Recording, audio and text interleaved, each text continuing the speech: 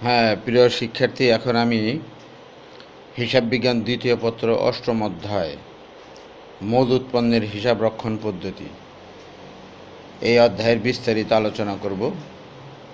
প্রথমে আমি বলবো মজুত পণ্যের সংজ্ঞা। ব্যবসায় প্রতিষ্ঠানের স্বাভাবিক ক্রয় বিক্রয় প্রক্রিয়ায় যে পরিমাণ বিক্রয়যোগ্য পণ্য একটি নির্দিষ্ট তারিখে অবিক্রিত অবস্থায় থাকে তাকে মজুত পণ্য বলে। মজুত পণ্য একটি স্পর্শযোগ্য দ্রব্য, কাজেই ব্যাংক অথবা বীমা প্রভৃতি ব্যবসায়ের মজুত পণ্য থাকে না। ক্রয়কৃত পণ্যের মূল্যকে দুই ভাগে বিভক্ত করা হয়: এক, বিক্রিত পণ্যের ক্রয় মূল্য; দুই, অবিক্রিত পণ্যের ক্রয় মূল্য।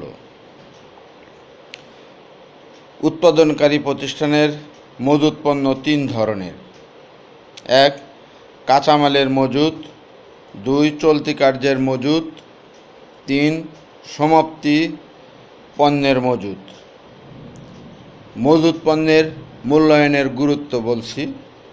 এক, বিক্রিত পণ্যের ব্যয় নির্ধারণ; দুই, সঠিক মুনাফা নির্ণয়; তিন, সঠিক আয়কর নির্ণয়; চার, বীমা দাবি পূরণ ইত্যাদি।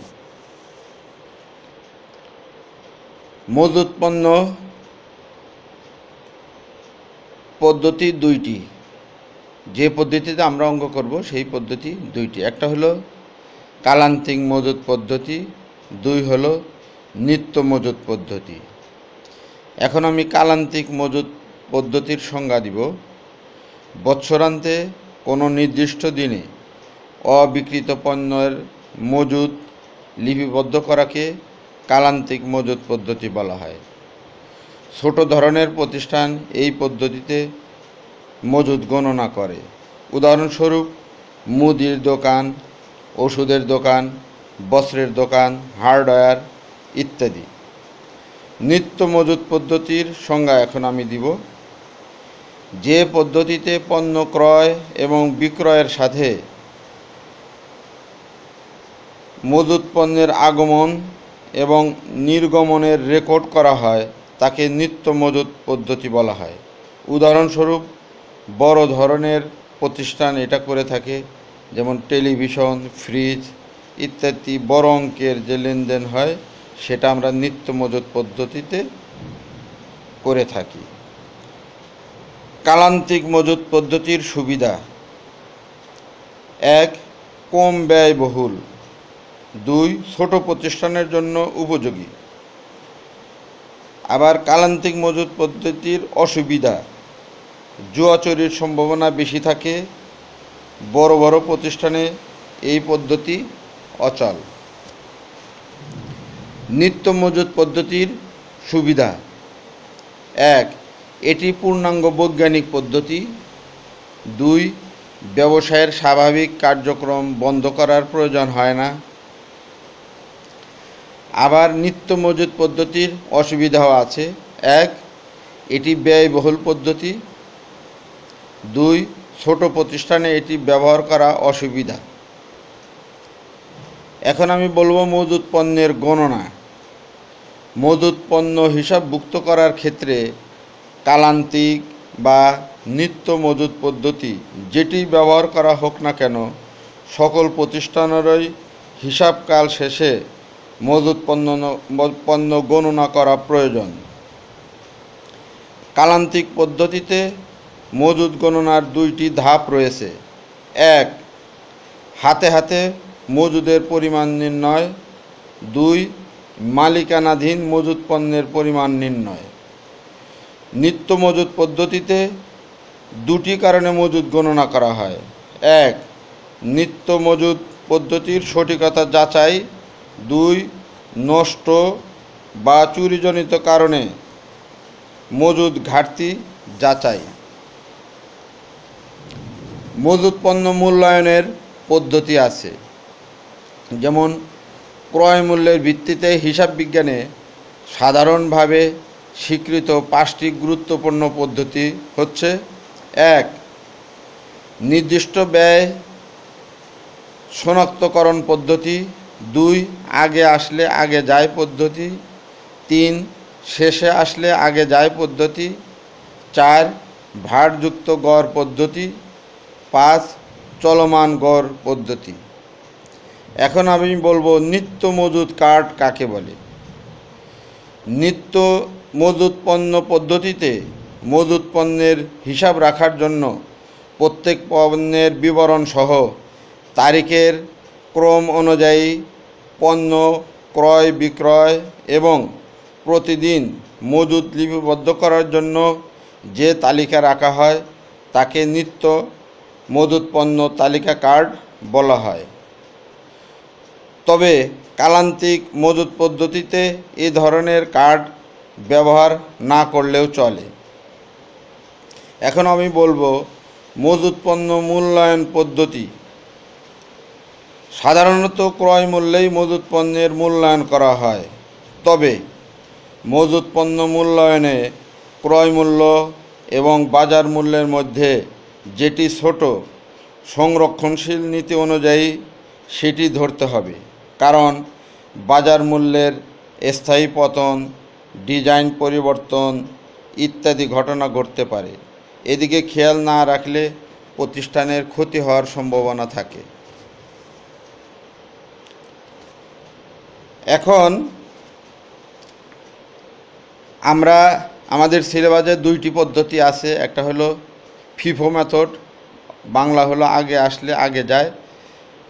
2 নম্বর হলো ওয়েটেড অ্যাভারেজ মেথড, অর্থাৎ ভার যুক্ত গড় পদ্ধতি। এখন আমরা ফিফো পদ্ধতির মূল নীতি হচ্ছে আগের কেনা পণ্য আগে বিক্রয় হয়েছে এবং শেষে ক্রয়কৃত পণ্য মজুত রয়েছে, এই ধারণা আমাদের রাখতে হবে। আর ভারযুক্ত গড় পদ্ধতি, এইখানে আমাদের 2টার গড় করা হয়। যেমন উদাহরণস্বরূপ বলা যায় যে দেখা গেল অঙ্কে 4 একক পণ্য আছে, প্রতি এককের মূল্য 10 টাকা, তাহলে মোট মূল্য হলো 40 টাকা। আবার ক্রয় করা হয়েছে 10 একক, প্রতি এককের মূল্য 12 টাকা, মোট মূল্য 120 টাকা, তাহলে টোটাল মূল্য দাঁড়াইল 40 টাকা এবং 120 টাকা 160 টাকা। একক প্রথম ছিল 2 একক, পরে কেনা হলো 10 একক, না প্রথম ছিল 4 একক, পরে কেনা হলো 10 একক, তো 14 একক। এখন 160কে যদি আমি 14 দ্বারা ভাগ করি 11.42 আসে, তাহলে একক প্রতি মূল্য হলো, এইটাই হলো গড় পদ্ধতি। এখন দেখো শিক্ষার্থীরা, নিত্য মজুদ পদ্ধতিতে অঙ্ক যেভাবে সাজানো থাকে, এখানে তারিখ থাকে, তারপর ক্রয় মূল্য দেওয়া থাকে, একক প্রতি মূল্য দেওয়া থাকে, এককের পরিমাণ দেওয়া থাকে, একক প্রতি দর থাকে, মোট মূল্য দেওয়া থাকে। এরকম আবার বিক্রয় করলে বিক্রিত পণ্যের একক দেওয়া থাকে, দর দেওয়া থাকে, মোট মূল্য দেওয়া থাকে। আবার মজুদ পণ্যেরও একক দেওয়া থাকে, দর দেওয়া থাকে, মোট মূল্য দেওয়া থাকে।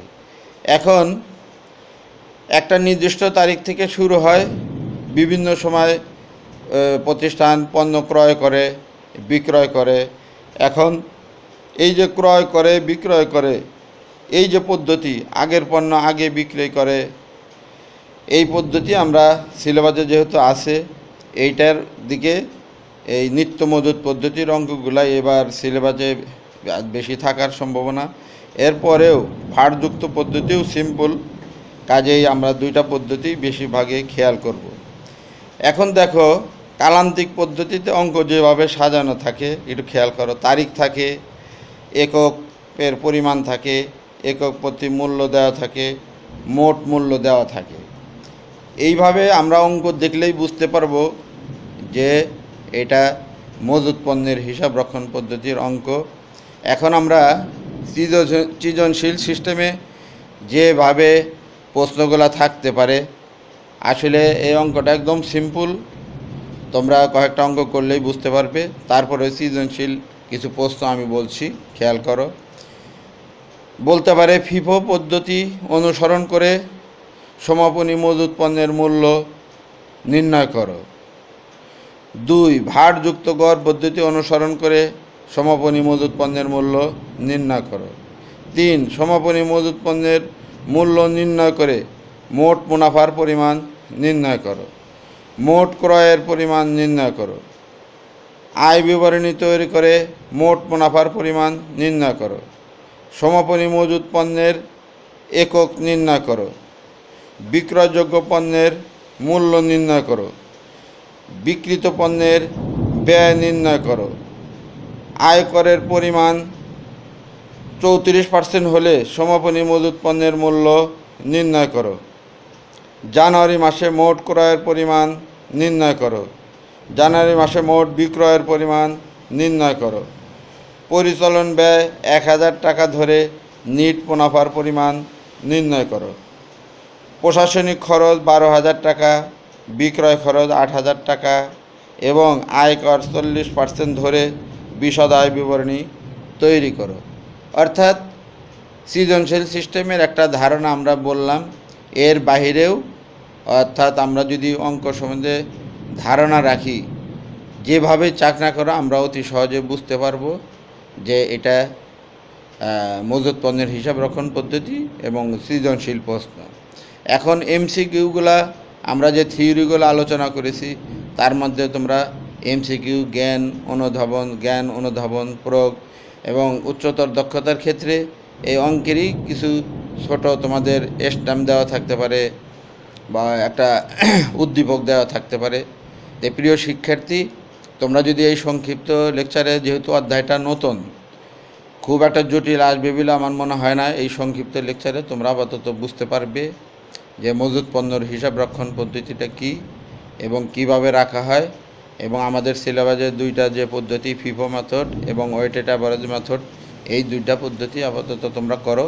তো সবাইকে ধন্যবাদ দিয়ে আমি আজকের এই সংক্ষিপ্ত লেকচার শেষ করছি। আল্লাহ হাফেজ।